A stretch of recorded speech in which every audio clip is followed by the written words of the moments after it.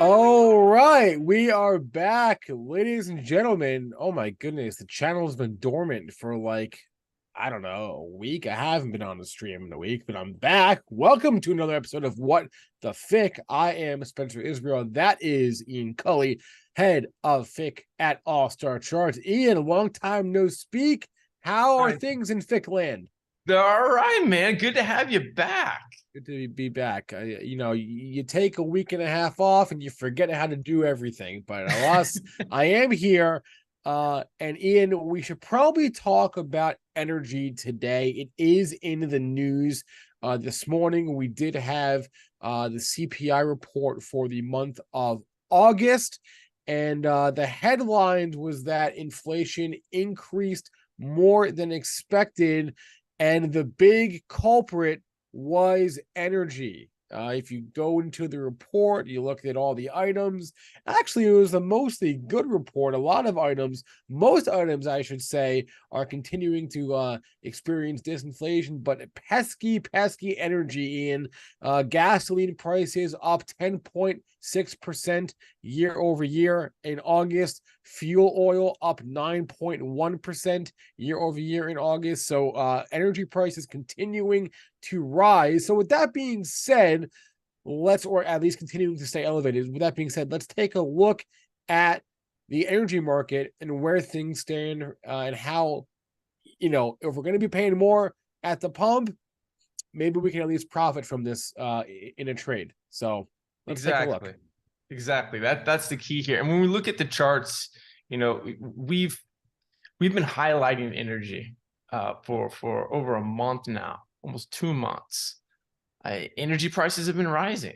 Yep. So to see today's report come in and reveal that, we've already been seeing it. We've already seen it in the charts. Looking at this commodity subgroup performance, anchored from a key pivot low in the U.S. 10-year yield on May 4th, energy's been outperforming. It's been outperforming ever since, and it continues to outperform here. You can see it's breaking up almost 30%, up 30% since May. So energy continues to be the strongest area within the commodity space. And we see here our energy index, crude oil, heating oil, gasoline, natural gas, finding support. Last year's the summer lows from last year and bouncing higher. Will the rest of the commodity space follow? I think that's the big question. I think it will, but it's interesting that you point out, going through the CPI report today, that it's really energy. Energy is that lone area, that pesky area where inflation remains sticky, while a lot of other goods and services are starting to show signs of disinflation. Mm-hmm. The prices are starting to catch lower. When we look at the price charts, we just highlighted before our break, sugar, cocoa, cattle. There's still a lot of strength across the commodity space. But today, we're going to focus on energy and focus on crude oil and just, heating oil, gasoline, and natural gas. Focus on their absolute and relative strength. All right, let's drill down here. Here we got crude oil versus the CRB index breaking to new relative highs. Exactly what we're seeing here. But these new relative highs, it's reclaiming a critical polarity zone. Acted as support the end of 2021, most of 2022, and then turned into resistance earlier this spring. Crude oil is back above that level versus the broader commodity space. Also, between the two major pro-cyclical groups of the commodity space, crude or just energy and base and industrial metals. Now, earlier this year, crude oil pulled back. Actually, I think it might have been late last year, pulled back and started to find support this level where this relative trend versus base and industrial metals has found support for almost a decade now. Yeah. Aside from the 2020 sell-off where crude traded negative,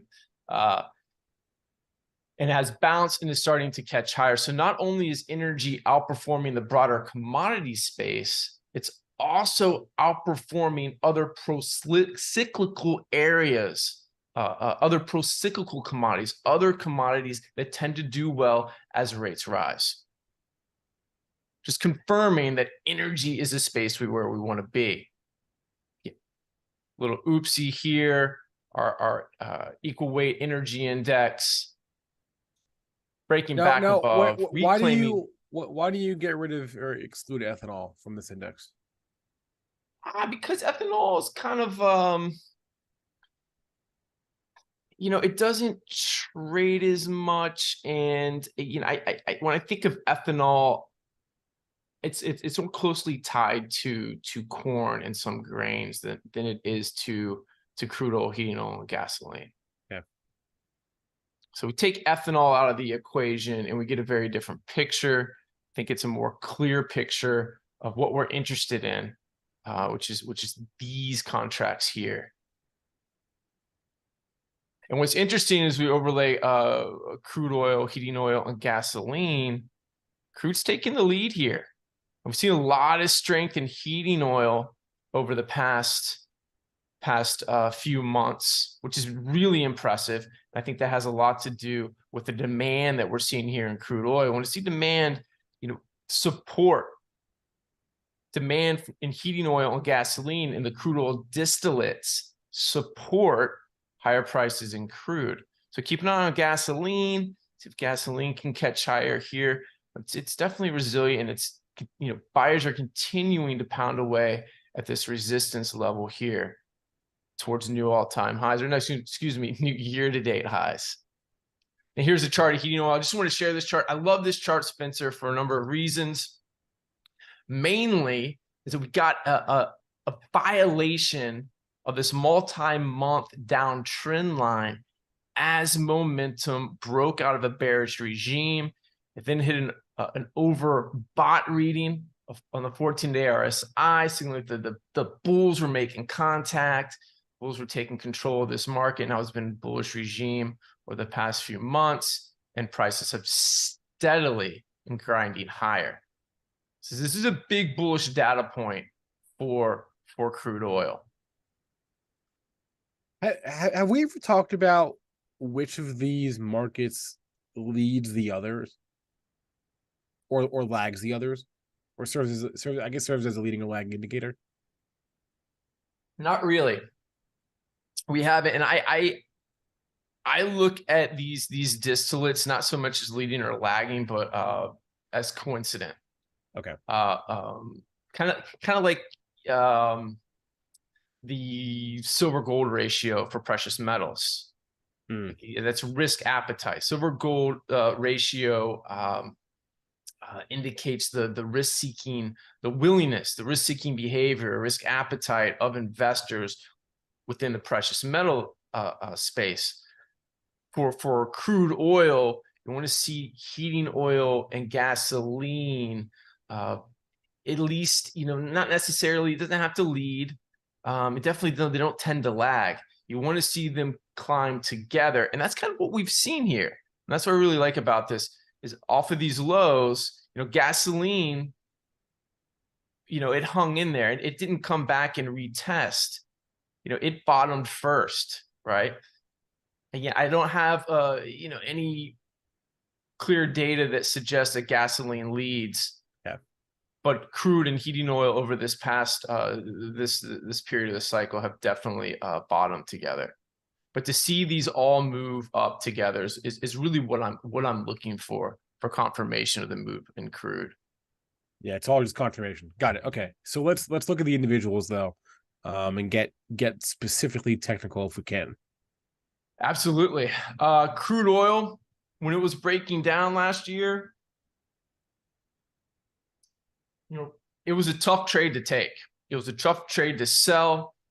Interestingly, it was choppy. It was messy. Wasn't crazy about the trade. Downside target though was 62.50, and sure enough, it came down, found support that 62.50 level, and now it's catching higher. How high can crude go? Are we going to get another $100 crude print? I you know, I don't think it's out of the question. I mean, looking up here at the 115 level, you know, it coincides with this shelf of former highs from earlier into what 2011, 2012. When we zoom in on the daily chart, as long as it's above 83 and a quarter, we can say 85. I think the next major area of potential resistance is around 93. I think that's a logical level to see crude oil pause. And that lines up with the initial pivot low after that first spike in crude. This chart looks so bullish. I cannot believe I'm kicking myself right now for not buying this 3 months ago when we've been talking about this for months now, and I'm just kicking myself.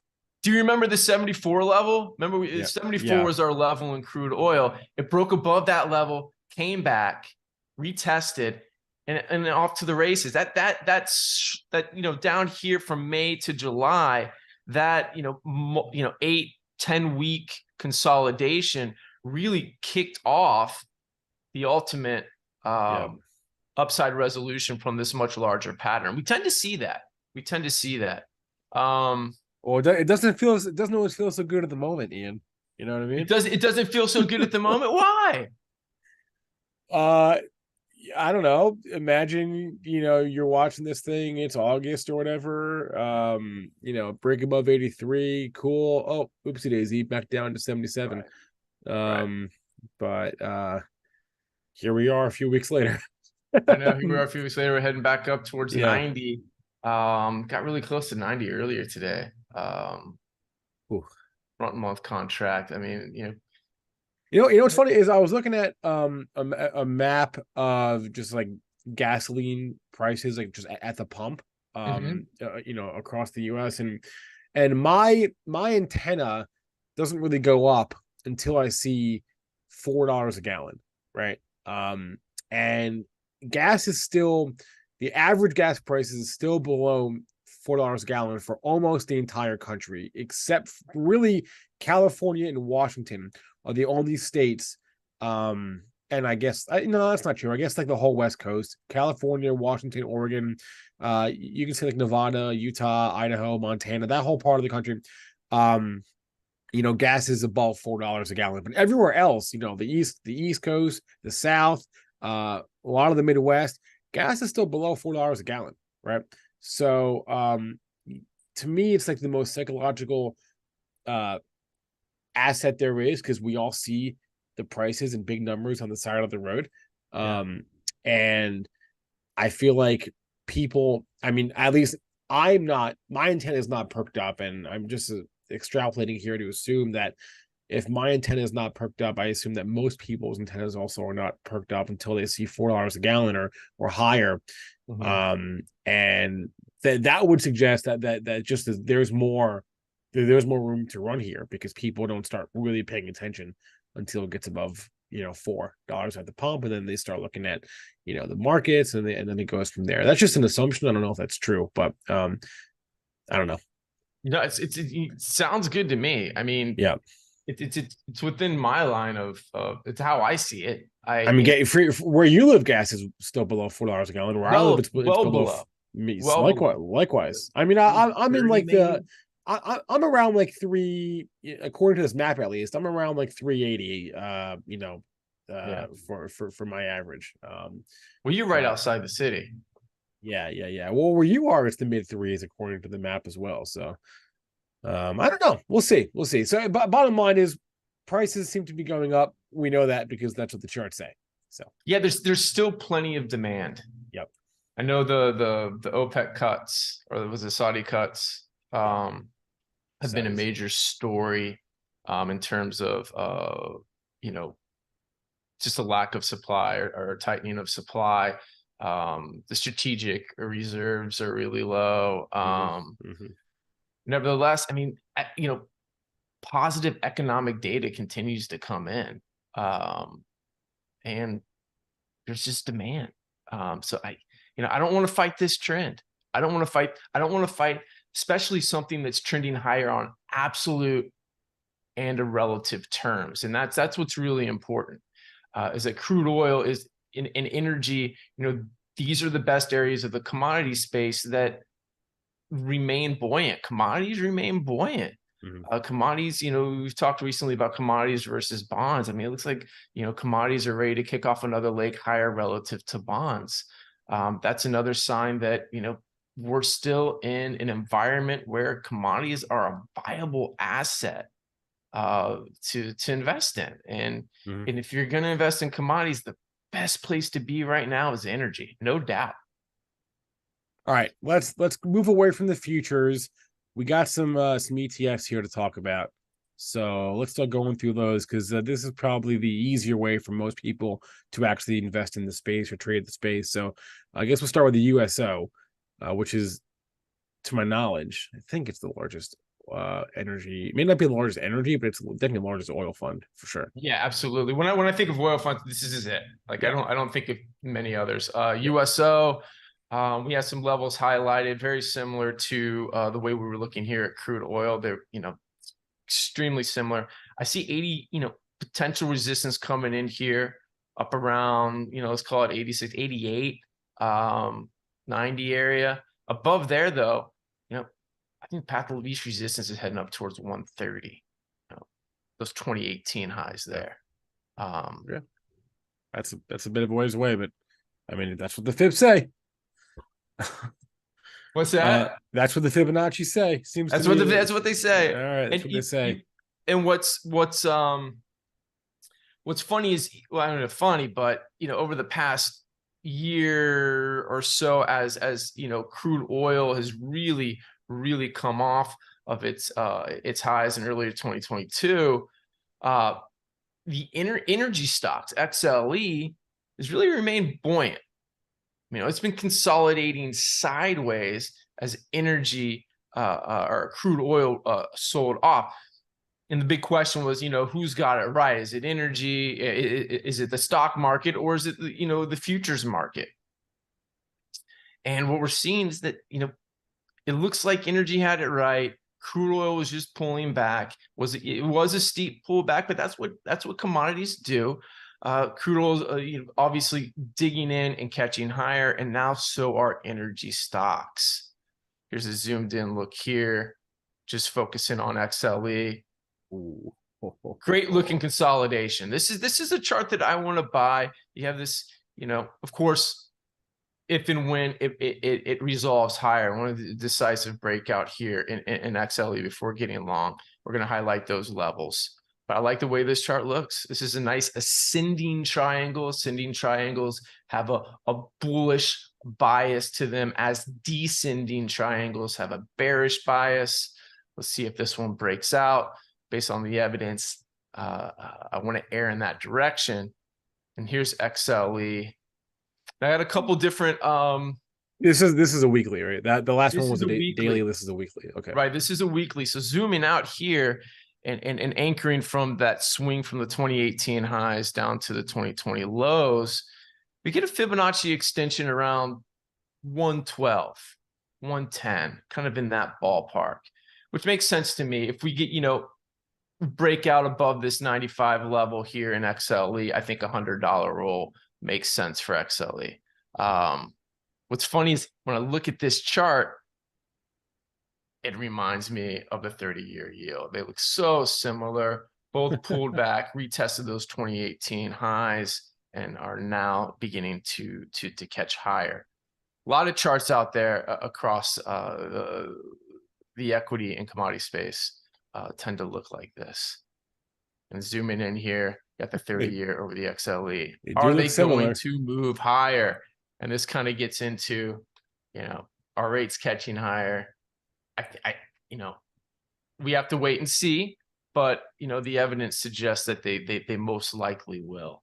And that is an environment where we want to be trading and positioned in energy. Here looking at XLE. What I think is really interesting about XLE is that, it broke down from this multi-year uptrend line. And it did so as we really failed to see, the 5-period rate of change. We failed to see buyers kind of step in and support higher prices as we did back in early 2021. Right. What do you, oh, you're just referring to that trend line there? Their rate of change. Yeah. So you can okay. see here, we got, a little retest of this trend line in late 2020. And that was really when energy and commodities started to take off. We see, this healthy buying in the 5-day rate of change that supported higher prices. That never showed up earlier this year. However, buyers did step in. They defended the 75 level. So if and when we get above 95, I think we're headed back up to that $100 roll around 110. And try to find best place to chart. Well, so you said 95. If 95 would be, sorry guys. Yeah, 95 would be your bogey, right? 92 or 93 right now, somewhere around there. And Yeah, 95 would be I your like bogey. Above that, you like it. Well, actually, you like it. I'm right 92 right now. Yeah, I do. I can give it a little bit of room. Give it a little bit of room. Above 95 again. Here's that 110 level. And what I like about this is that, extending from this shorter near-term swing from last year, we're getting that same extension level right around 110, 112 that lines up with the extension level that we're getting as we zoom out and we measure from that swing from the 2018 to 2020 low. I like to see that. I like to see that confluence in the Fibonacci levels. So 110's the level. 110's the level. All right, moving on to the individual industry groups. Oil services is by far the best. They're by far the strongest. This is definitely the space that that I want to be positioned in. That I recommend clients to be positioned in. As long as OIH is above 300, I think we're heading back up towards 486 over longer time frames. With OIH, though, this oil services ETF, this is the cap weighted version. Yes, very top heavy. Very top heavy. This thing has 20% in Schlumberger, yeah, 11.5% in Halliburton, and 8% Baker Hughes. So there you go. That's 40% right there. That's exactly. That's 40% in those three names alone. Whereas XCS is that equal weight version. So Schlumberger, Halliburton, Baker Hughes, they are all in this ETF as well, but they're all roughly about 5%, 4 to 5%. Now, if you just go back and forth to the charts really quickly, I mean, OIH, XES, they do look very similar. Very. Yeah. They do look very similar. So does it really matter is my question. No, I don't think it really matters. I think we got a great level to trade against here in XCS. As long as it's above 92, I think we're heading back up towards, 125. We're at 100 right now. You get in, that's a 25% gain here in XCS. I think they're both great. I like the relative strength in XCS. Again, oil and gas services is the space to be within energy when it comes to stocks. Because when we look at XOP, we look at explorers and producers, we're not getting that same relative strength down here. We're not breaking to new highs, still carving out a base just as it is in price. I'm not crazy about getting long XOP until it's above 180. Above 180, it's a different story. We can look at, a longer term target up around 336. And if energy gets going, These targets are quite reasonable, quite reasonable. Now, XOP is the equally weighted version. Is that correct, Spencer? XOP is where's my chart here? XOP is equally weighted. IEO is cap weighted. So IEO is super top heavy with Conoco, Phillips, and EOG, and Marathon Petroleum. But similar to the two we just looked at, I mean, these also actually no, these don't look similar at all. These look pretty very different. They do. They look very different, and that's the thing. These two look very different. Yeah. IEO looks much better than XOP. XOP still trading below 2018 highs. IEO looks more like XLE, which makes sense because, you know, it's top heavy. So I like IEO. I think it's on the verge of breaking to new multi-year highs. Okay. You know, when it gets above, let's call it 107, give it a little bit of room, 108. Like it long towards with initial target up around 130, secondary objective up around 160. And I like how we're getting this, you know, from a bearish regime, broke out of this bearish regime, printed an overbought reading on the 14-day RSI. It is now in a bullish regime. It's hanging tough, you know, and I like to see momentum lead a big breakout like this. Potential breakout. Of course, we haven't gotten it yet, but I like to see the bulls take control before challenging a critical level like this. So let's see. And here we have crack to round things out. The oil refiners ETF. I'm amazed that they got this symbol approved. Honestly, crack. Yeah, right. I'm amazed that Van Eck got this to go through. You like that? Let's round things out with some crack. Let's talk about crack here. Crack looks good, doesn't it? It does look good. It does look good. You know, I want to see it break out again on a relative and absolute basis, and it looks like it's on the verge of doing that. Got to see it first though, right? So above 38, you know, I like it long towards with initial objective around 50, secondary objective up here around 70. What's interesting when I look at oil refiners in particular, I like to keep an eye on the crack spread. This is the refiner's margin, profit margin for converting, for refining oil. And you know, it's interesting when I overlay it with, you know, one of the big oil refiners, VLO, Valero, and the ETF crack. You know, they've tried to break out. Both of these names have tried to break out here, but haven't managed to be able to do it. You know, want to see this crack spread really start to pick up, to rise, to expand here, in support of these assets. Does it have to? Not necessarily. I think just the fact that the spread remains elevated is healthy. So keep an eye on these. Keep an eye on the crack spread. Again, don't want to get long until we're above our risk levels. And here's VLO. There's Valero, $51 billion oil and gas name.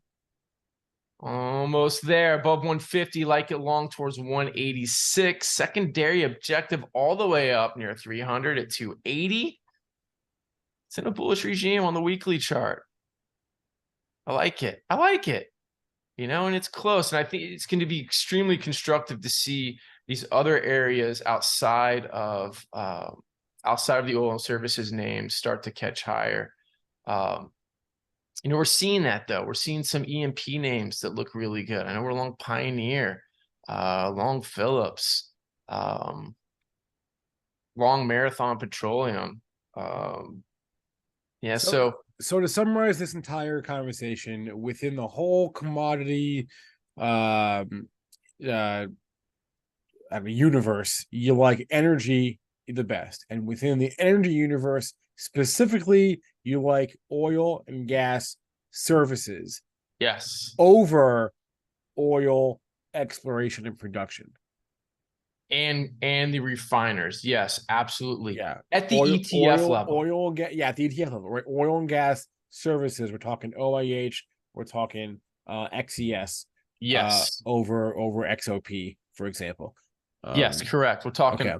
OIH, Yep. XES over the others, 100%. Yep. Okay. And All XES right. is going to give you that equally weighted, and then OIH is going to give you that concentration towards, you know, Schlumberger, Baker Hughes, and Halliburton. Both look great. Both look great. All right, Ian's going to be writing about this today on the blog, allstarcharts.com. If you want full access to Ian's research and all of his charts, all of his live videos, and access to just him, and you can email him. Only way to do that is to join All Star Charts Premium. There is a link in the description of this video. It's allstarcharts.com/join. For whatever reason, it's not working for me, but that's the link. It's allstarcharts.com/join, and that'll get you full access to Ian's research and his brain and his levels and his thoughts and all that good stuff. Oh, there it is. It just took my computer a second. Okay, so the link does work. There we go. In the chat, in the description below this video, check it out. Ian will be back on Friday. So it's good to be back with you. Everyone watching, we appreciate you watching. If you want to be so kind and drop us a like, hit that thumbs up, we'd appreciate that. Subscribe to our channel, do all that good stuff. And that's it. We'll be back on Friday. Thanks for watching, everybody. Great to have you back, Spencer. Boom.